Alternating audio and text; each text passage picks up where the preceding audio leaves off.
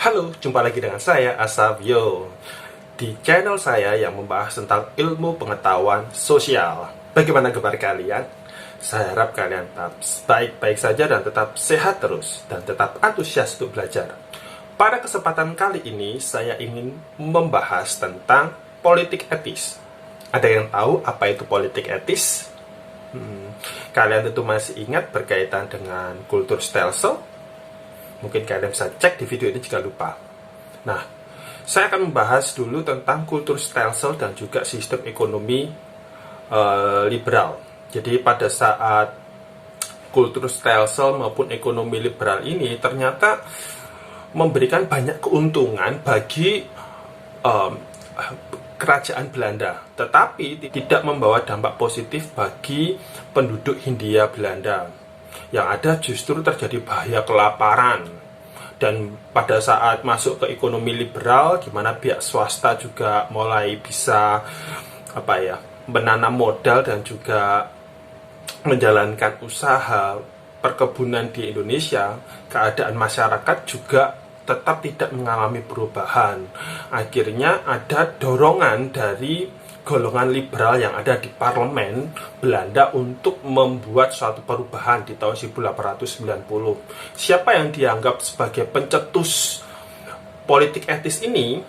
Itu adalah Van Deventer. Jadi Van Deventer ini merupakan seorang ahli hukum yang juga merupakan anggota parlemen Belanda selama 2 periode, yang dia itu berasal dari Partai Liberal Demokrat. Jadi golongan liberal ini yang di parlemen itu mereka berusaha untuk mengubah situasi yang ada di Hindia Belanda. Van Deventer ini dia membuat tulisan di majalahnya itu namanya majalah The Gids, yang judulnya itu Eres Schuld, yang intinya itu kalau di bahasa Indonesia kan adalah hutang budi. Nah, akhirnya mendapatkan respon dari Ratu Wilhelmina. Ratu Wilhelmina di dalam pidatonya pada tahun 1901, 17 September 1901, dia membuat pidato yang intinya isi pidatonya itu menjadi penanda awal pelaksanaan politik etis. Nah, apa itu politik etis? Politik etis adalah kewajiban moral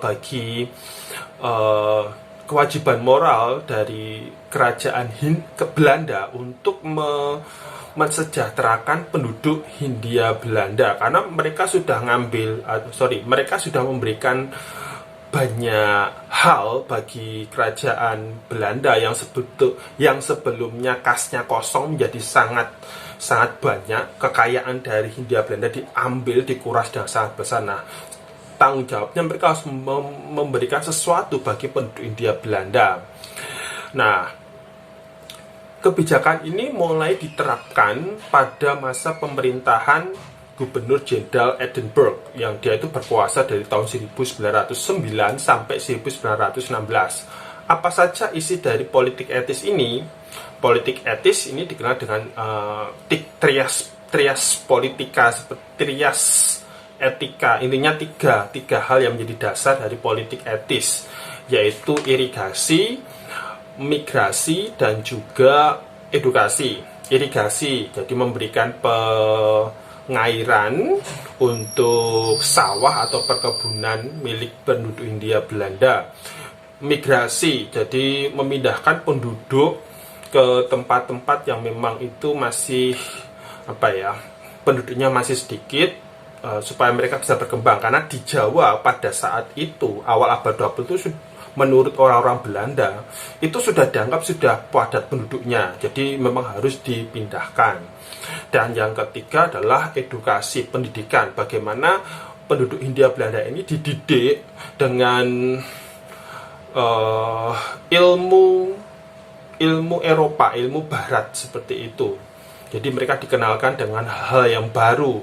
Dari tiga hal ini, yang paling berpengaruh bagi masyarakat Indonesia adalah edukasi. Karena setelah adanya edukasi, mulai muncul banyak sekolah-sekolah.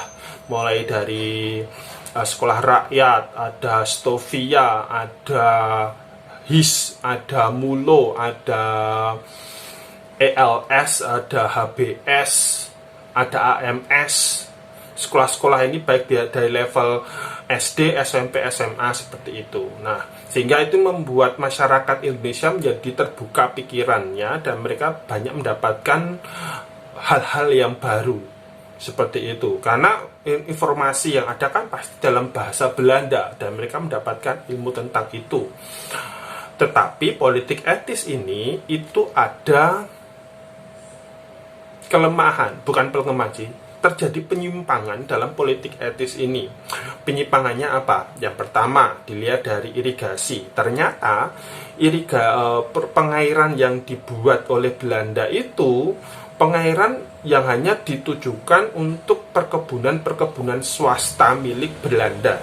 Jadi mereka yang diuntungkan, tidak untuk perkebunan milik penduduk Hindia Belanda. Nah, yang kedua adalah migrasi. Migrasi ini ternyata orang-orang itu dipindahkan ke Sumatera untuk dijadikan pekerja di sana dengan sistem kuli kontrak. Dan kalau misalnya mereka itu tidak betah di sana dan mereka melarikan diri, maka mereka sudah akan terjerat di dalam suatu undang-undang yang namanya Ponali Sancti, kalau kalian masih ingat. Jadi undang-undang ini membuat intinya polisi itu akan menangkap para kuli-kuli yang melarikan diri tadi dan kemudian dikembalikan lagi ke mandor atau ke perkebunan itu.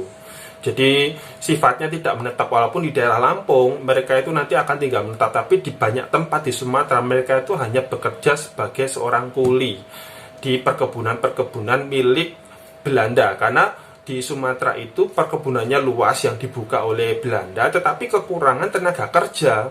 Jadi migrasi yang dilakukan itu lebih sifatnya untuk memenuhi kebutuhan tenaga kerja yang ada di perkebunan milik Belanda di Sumatera itu. Kemudian dilihat dari edukasi.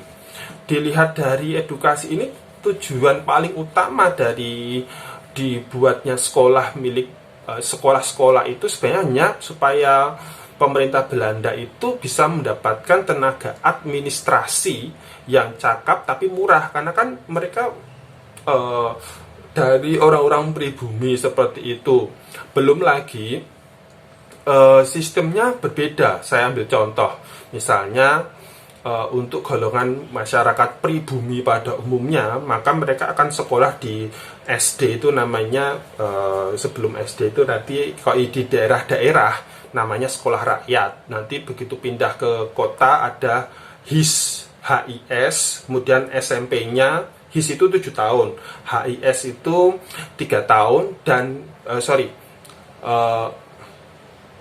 HIS itu 7 tahun, kemudian pindah ke tingkat SMP yang namanya MULO, dan kemudian pindah ke tingkat SMA yang namanya AMS, masing-masing 3 tahun.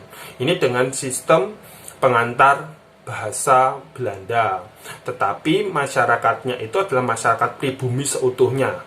Waktu untuk belajar di sini itu bisa, kalau misalnya mereka itu lulus sekolah di usia 7 tahun, mereka nanti lulusnya di usia 20, dengan catatan masuknya segitu. Padahal rata-rata orang-orang pribumi itu mereka sekolahnya terlambat, jadi pasti di atas itu.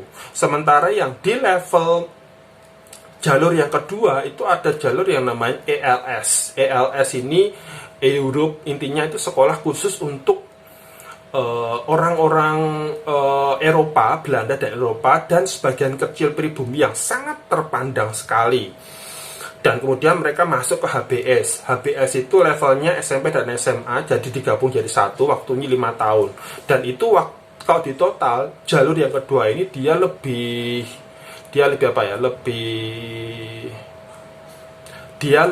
pendek dibandingkan kalau yang jalur khusus untuk pribumi tadi. Jadi ini tujuannya untuk menghambat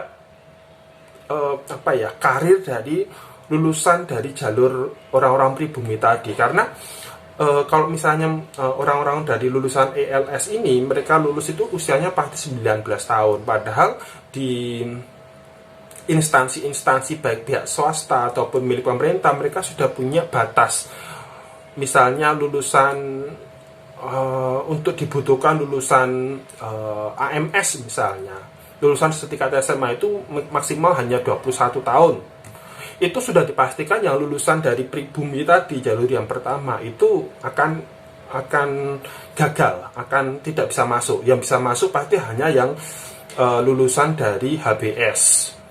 Tapi kita tetap bersyukur karena dengan adanya sekolah-sekolah ini, maka semakin banyak orang-orang yang berpendidikan di Indonesia, dan efeknya nanti mulai ada sekolah kayak golongan intelektual dan juga golongan yang mulai peduli terhadap nasionalisme Indonesia seperti itu. Jadi ini sisi positifnya saja.